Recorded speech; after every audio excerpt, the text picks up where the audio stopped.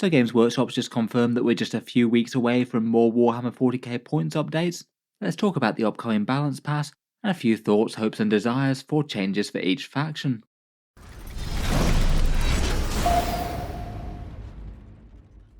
Hello and welcome back to Auspex Tactics, where today we're talking 40k balance updates.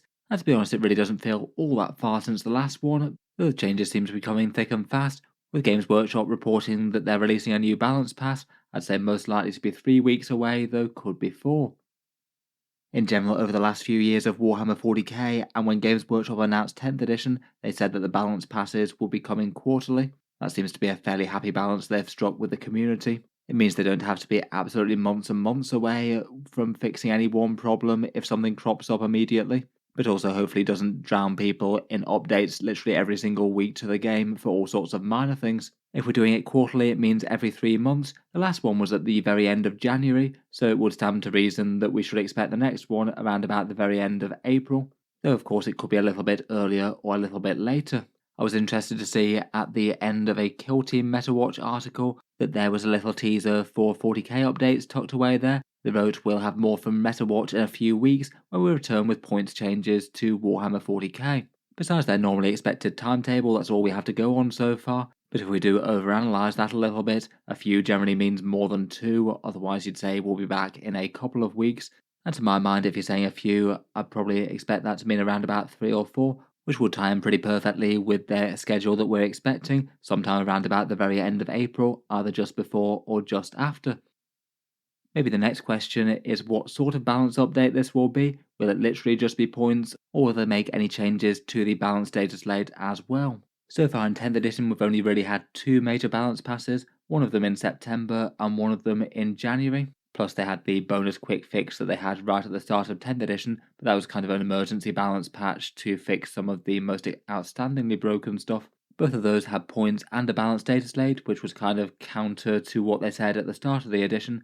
They said their general aim was to do a balanced data slate every 2 updates and just do points updates in the interim. I'm sure most of you are fairly aware with that right now, but the balanced data slate is where they make rules changes to the game, and the Munitor and Field Manual is where they make points changes. It looks like they deviated from that course really quite rapidly though. I think it was sensible. They really had too much that they could just fix with points in the September one, so it did really make sense to do the balanced data slate changes as well, which for the most part they did really quite a remarkably good job of turning 10th edition from the absolute train wreck of balance it was at the start into something far more playable.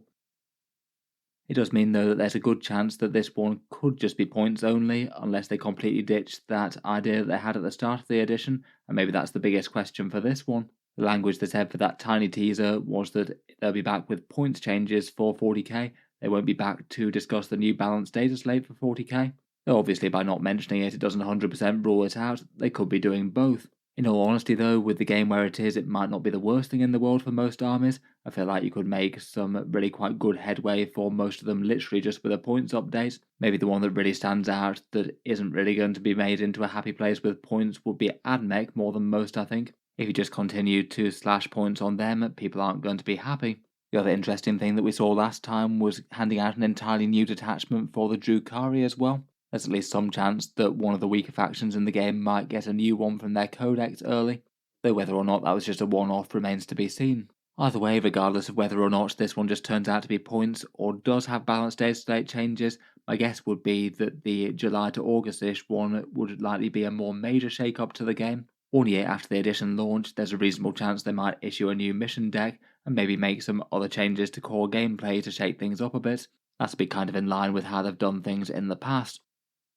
Before I talk about some specific factions, here's just a very rough visual of how the game balance is going right now. This graph's around about a month old, but most of it isn't too far out of line, and I would still argue that this is genuinely not bad at all compared with the vast majority of Warhammer 40k's history. I dread to think what this sort of graph would have looked like, say in 7th edition, never mind through much of 8th and the first half of 9th.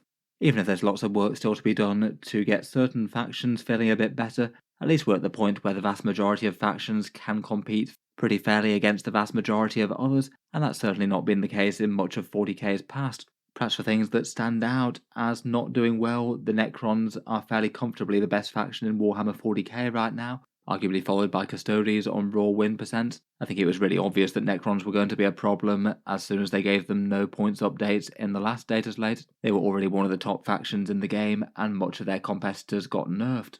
For the armies that seem to be standout struggling, Space Marines, Death Watch, Admech, and Chaos Marines maybe take the lead there. And given that it looks like they're below Games Workshop's target of 45 to 55% wins, I'd hope they would attract some sort of positive attention. Obviously, this doesn't say anything about internal balance. There's plenty of armies that have big chunks of their army that just aren't very strong right now. But even saying that, I would say that we're in a place where a lot of factions do actually have standout quite good internal balance right now, with quite a few different units playable. For talking through the individual factions, I thought it would be worth starting with Necrons and Admech, the two codexes that released in December, and people were super disappointed that they got no attention last time. Since that graph, if anything, Necrons have risen up more, around about 56 to 57% wins. Not exactly crazy Eldar levels of power from the start of 10th, but still comfortably above the rest. Honestly though, I don't really think they need all that much to bring them far more in line with the other top factions. Literally just a points increase to Catan would go a long way, I think. The vast majority of lists at least tend to throw in the Nightbringer and Void Dragon, which I think is fine. They have these excessively nasty profiles. They are star gods after all, but they just pay far too little points for their abilities. Their slow movement isn't enough of a downside and gets kind of negated in Hypercrypt anyway. I feel like if Games Workshop cost Catan specifically fairly, Necrons will be a lot more in line with the other top factions as opposed to head and shoulders above. Otherwise, for internal balance, might not be the worst thing in the world to very slightly nose up the points cost of Wraiths. Again, they feel like they're just being taken more than other things. It would be nice if they also look at the other things that you never see in competitive lists. Necron Warriors just compare awfully to Immortals. They could afford to drop to 9 points at least, I think, given that I think it's unlikely that Games Workshop make their datasheet better at this point. Otherwise, things like Triarch Praetorians and Stalkers also feel overcosted for what they do. Overall though, I feel like Necrons are an army that they could certainly address with points costs. Otherwise, the standout faction that maybe needs more attention are the Admech. They seem to be below the Games Workshop target of 45 to 55% at 44. I'd argue that they're a problem that points can't fix well. Certainly if you just keep on dropping the cost on all their units, they will get stronger, but probably not in the sort of way that you'd really want to play them with. It already seems that their most competitive playstyle is playing Skitarii Hunter cohort, and they're just using tons and tons of cheap units to flood the board and gain control and score points, while not really doing too much damage to the enemy besides against light infantry. I felt like their codex was a real miss in terms of most of their elites. They just feel like they're cheap chaff units that don't really do much, and accordingly get costed not really that many points, and that just makes Admech even more expensive to collect when they were already arguably one of the most expensive armies in the game before all this. In terms of fixes, the most commonly proposed one I've seen is to just make Admech more dangerous overall, give them a bit more damage output for a unit that isn't just Cataphron Breachers, maybe even something drastic like a +1 to hit across the entire army, or something a bit more clever and fun with Doctriner Imperatives perhaps. Overall, it'd be nice to see the army get overall stronger when the average points of the cost of a unit individually increases at the same time, so give them a rules boost rather than a points boost. Perhaps specifically a unit that could really use a boost are the Castellan robots. It'd be really nice to see them meaty enough to be able to carry the main damage for the army.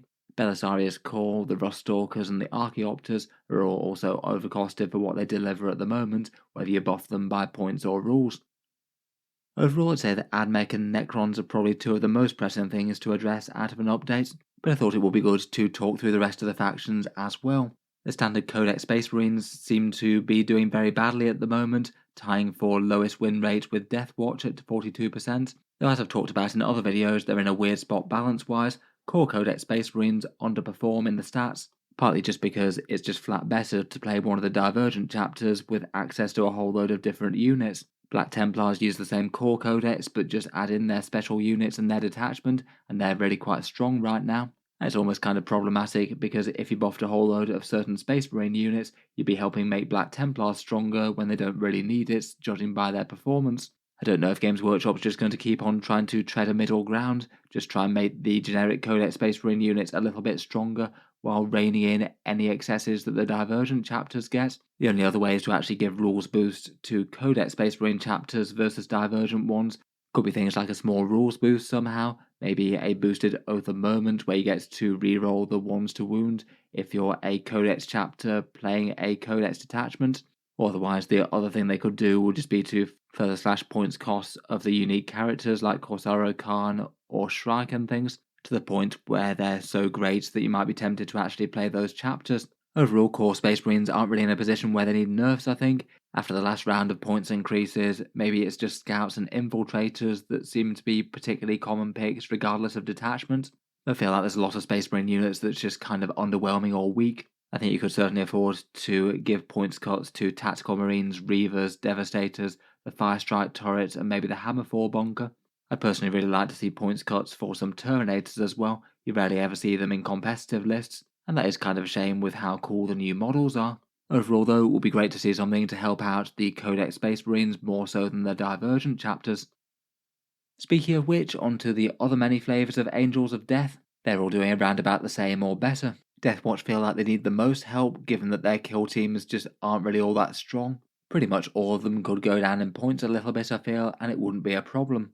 Black Templars are towards the upper end of the power level, winning around about 52% of games. Just for the sake of internal balance, I feel like if you're going to boost standard Codex Space Marines, Black Templars might have to take some hits as a return. I feel like perhaps for their vehicles, the multi-melters should probably cost more like 10 points rather than plus 5, otherwise they just play better Ironstorm Spearhead than any other Space Marine chapters. I felt like Sword Brethren were maybe kind of lucky to escape a nerf last time round, could probably bear a very small points increase just for internal balance. If that was balanced out by other more generic Codex Space Marine units improving, then it might mean that everything gets a bit closer to 50%.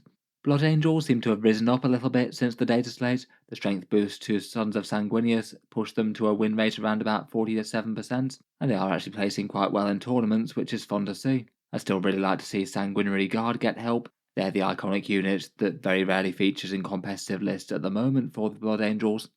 Dark Angels are winning around about 45%. They had a very lackluster Codex release in my opinion. They're in the weird situation where Azrael is undercosted if anything, but the vast majority of the other units are overcosted, particularly units like the Deathwing Knights, Inner Circle Companions, and Lionel Johnson. I feel like they could be really quite nice, feels good points decreases. I'm not sure if Games Workshop care enough to try and fix individual detachment balance, but the Unforgiven Task Force was very underwhelming when it got released. It was a bad detachment before, and the Codex only made it worse. Finally, for Space Wolves, they're winning around about 49%, generally carried by their Thunderwolf Stormlands. I guess for them, perhaps the biggest thing that they like would be the Champions of Rust detachment becoming playable. It kind of sucks to have their themed detachments just generally panned as being pretty awful. The slight tweak to sagas that they did in the balanced data slate really doesn't seem to have changed anything on that front, unlike the Blood Angels with their Sons of Sanguinius. Moving on to other Imperial armies, the Guard have a win rate of around about 46%. The average player maybe not doing crazily well, though they do seem to be getting a few big tournament wins from time to time, seeming to be a bit of a high skill faction that can perform excessively well in the hands of the right player with an optimal army list, but is a bit underwhelming for the vast majority. In general, I feel like Guard aren't really in too bad a spot. They've got far better internal codex balance than most. The vast majority of their units are at least usable or interesting in some way or other. Perhaps for a few highlights, I feel like the Deathstrike, Rough Riders, and Valkyrie are basically never really seen in competitive lists. All of those could maybe drop a little. And I feel like just for a different sort of flavour of guard, it would be really cool to see Lehman Russes actually be a sort of powerhouse damage dealer unit for the army. They do tend to get taken just occasionally in a supporting role, as opposed to being one of the main events. Otherwise, it would be nice if they could try and make it so not every single competitive list starts with Lord Solar Leontus. He's just a bit auto-include if you're trying to build strong. Though I feel like if you put up his points cost, you probably need to translate that for other boosts elsewhere, as his fairly godly orders and command point generation just add a lot of raw strength to the army overall. In general, though, I'd be kind of surprised if they do anything too radical with them. They're just the right side of the 45% target. And they genuinely can do pretty well with a number of different builds, even if not all of those are absolutely top tier competitive. For the Custodians, I won't say too much. They're one of the other strongest factions in the game at 55% tournament wins. Would likely need something small to push them back in line, but hopefully not going too crazy with things to push them all the way back to the weakest army in the game that they arguably were before the update. The stats would imply they're maybe not quite as much of a problem as Necrons that have a higher win percentage and much more tournament wins. I feel like any balance changes are going to be kind of moot though, given that they've got the Codex coming out. They could be performing very differently after that, so it remains to be seen how strong that Codex is going to be. We've already seen at least some nerfs to it with Trajan Valoris. Next up, for the Adeptus Sororitas, they're doing around about 52% tournament wins, in general in a much better spot than they were in early 10th edition and not quite so heavily dependent on their armour. They feel like a faction that does a bit better in higher level tournament play as opposed to more casually right now. Maybe not one of the most easy to command and lead to victory. If they were going to try and do internal balance related things, then maybe Celestian Sacrosancts could be one to look at. They feel like one of the weakest units in the army right now. If they did any other points changes, then things might be good to try and skew them a bit more towards their elite infantry and further away from castigators. I don't think they really need too much nudging in that way though, and they don't really want to make them particularly more strong if they're already winning more games than they aren't. Their codex isn't too far away right now, and it's built for summer, which I guess will shake things up for them in a big way as well. For the Imperial Knights, they're a lot more mid-tier than they were before the Dataslate, where they were doing around about 43% wins. The points cuts and the change to lay low the Tyrants have helped them out, though they do seem to be genuinely doing a lot better at casual levels as opposed to competitive. I don't think they really need any nerfs, but perhaps the Valiant, Preceptor and Gallant stand out as very rarely seen in optimised lists. I feel like you could safely put all of them down at least by a little bit, and it wouldn't cause problems with Knights being overpowered or anything. I feel like on the wish list for Knights players will be a return to the previous style of Bondsman abilities, where it affects the big Questoris Knight as well as the Armigers. Not sure if Games Workshop will be brave enough to go down this route though. It was one of the nerfs that they took at the start of 10th to bring them back in line with some other factions then, and it might be kind of tricky to get the balance on that one right. You need to put up the points costs on the Questoris quite a bit if they were to come back, due to just how much a massive power increase it is for them. If they could coordinate it with a fair points cost though, I think it would be fun. Lastly, for the Imperium are the Imperial Agents. Games Workshop has said in the past that if anything that's a generic pick gets taken by an overabundance of armies, they often tend to try and rein it in, and I would argue that the Calatus Assassin probably fits that bill right now. It perhaps being a bit weirdly common to have one bouncing around the board in every second Imperial list doing secondary objectives. I was honestly kind of surprised that the Calatus escaped a nerf last time round. Not sure if it will again or not this time, though I guess you'd have to consider the knock-on effects that it would have on the other Imperial armies out there, perhaps in particular ones that don't score secondary objectives quite as well like Imperial Knights.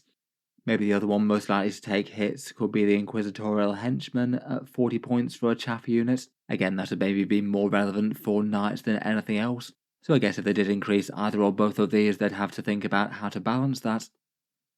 Moving on to the Forces of Chaos, and the standard Chaos Marines are winning around about 44% of games now, a big drop from prior to the Dataslate where they were more like 55 or so and one of the strongest factions in the game. I'd say they're still an interesting army and certainly have won some big events in recent times, though obviously for the average player they're not having too much luck right now. For the most part I feel like Chaos Marines are an army that Games Workshop absolutely can get right just with some points cuts.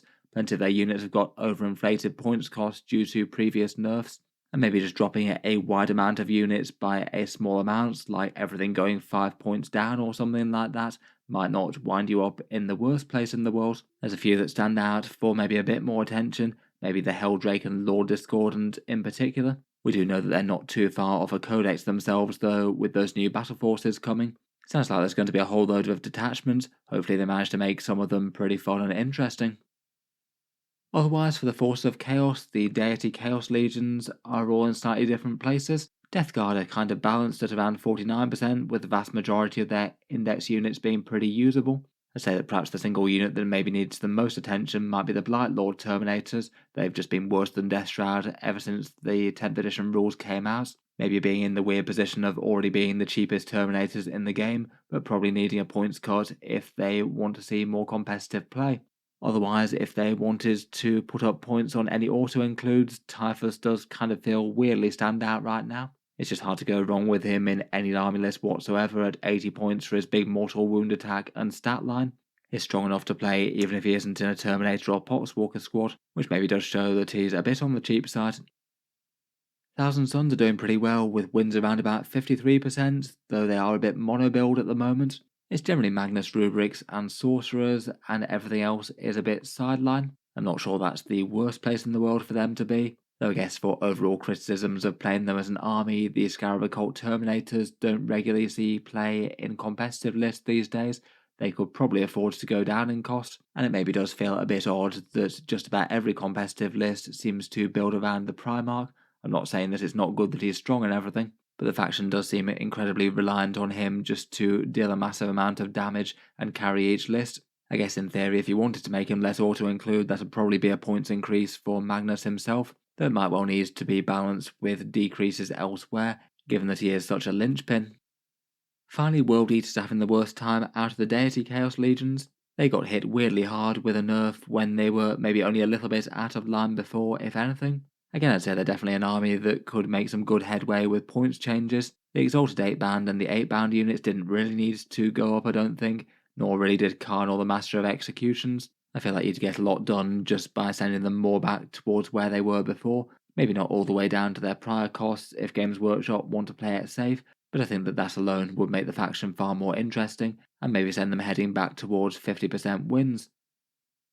Finally for Chaos, we've got the Chaos Demons and the Knights, both doing kind of well at around about 50% wins here. The Demons, I think, got a big improvement after their points cuts that hit most of their index. I feel like they're not in too bad a place overall right now, though still quite a few of their more lesser demon style units perhaps feel a bit on the underwhelming side. I guess that a few of the infantry and cavalry could drop a bit further, and if Games Workshop do decide to nerf anything here, I suspect it might be Nurglings.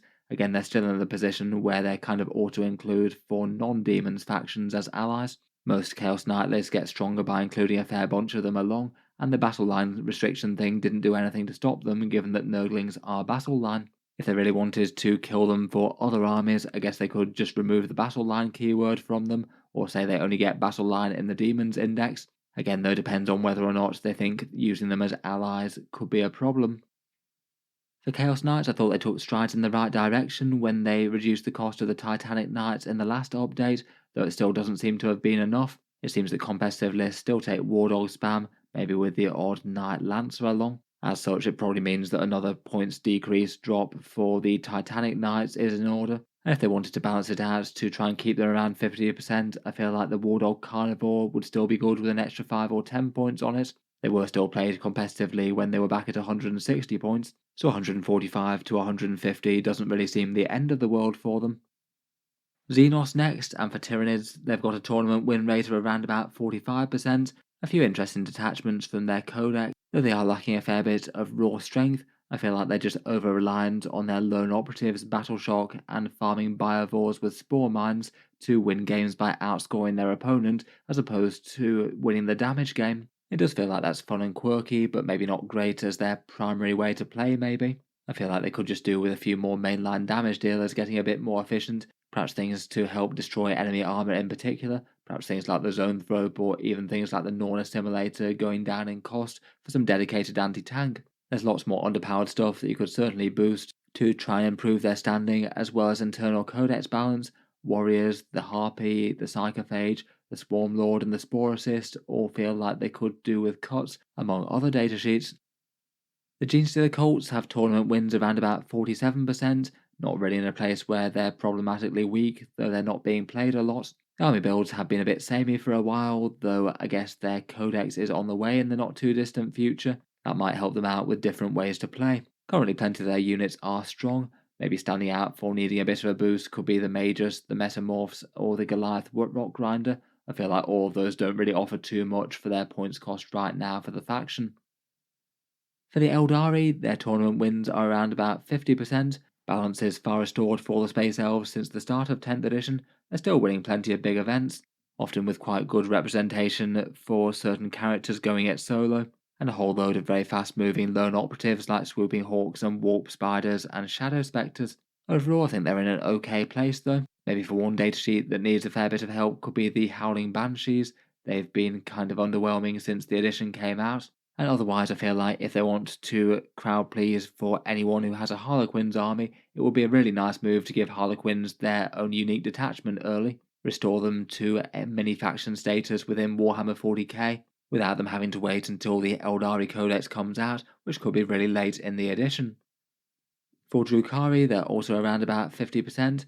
Games Workshop did pretty well to unite the overpowered space elves and the underpowered ones, both right in the middle of Warhammer 40k with their last update. I feel like the changes were exactly what Drukhari needed, making their melee and their transport strategies stronger. Broadly speaking, I think Sky Splinter Drukhari is both pretty fun and dynamic and not overpowered. If they had to help out any unit, it'd probably be Hellions that stick out perhaps uniquely out of the rest of them as being super weak.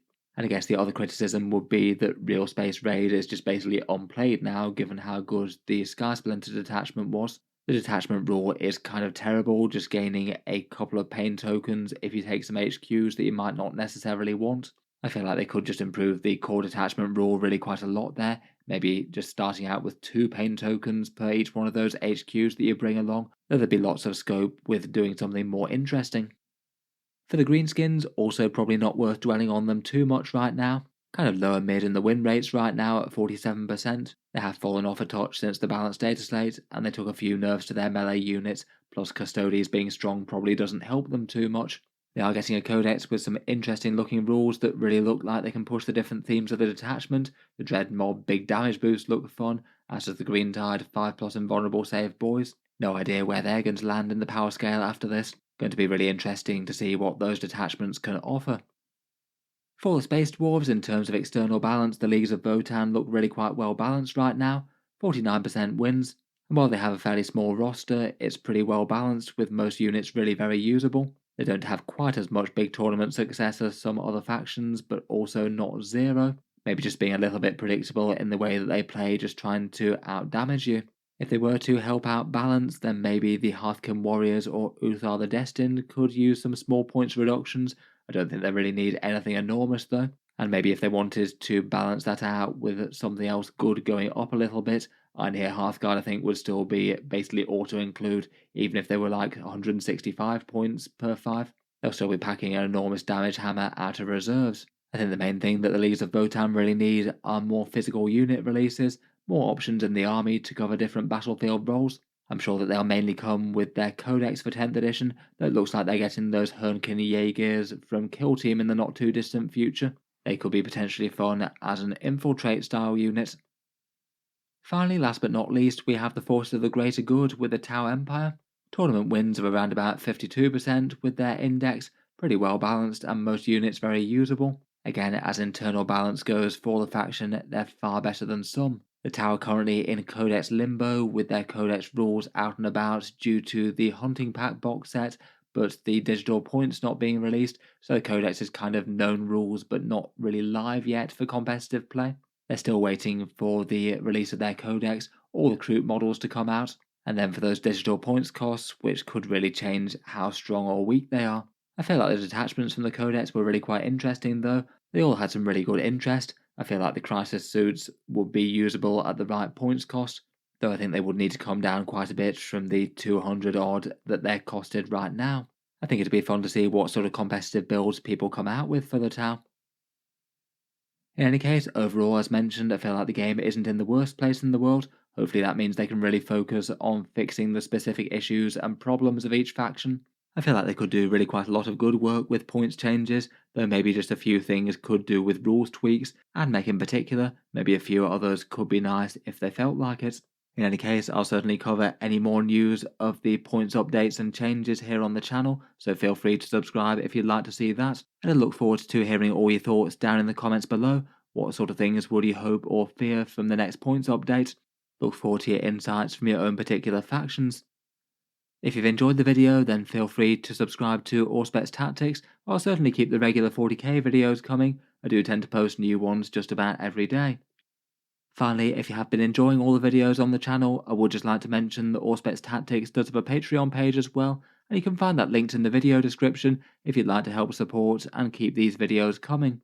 Channel patrons do get a fair few advantages, seeing certain videos early, regular votes to see what sort of things happen next on the channel, and automatic entry into the regular prize giveaways with a chance to win some big model kits each month. If any of that sounds good to you, or you'd just like to help support, the link is down in the video description. In any case, a massive thank you for listening, and I'll hope to see you guys next time.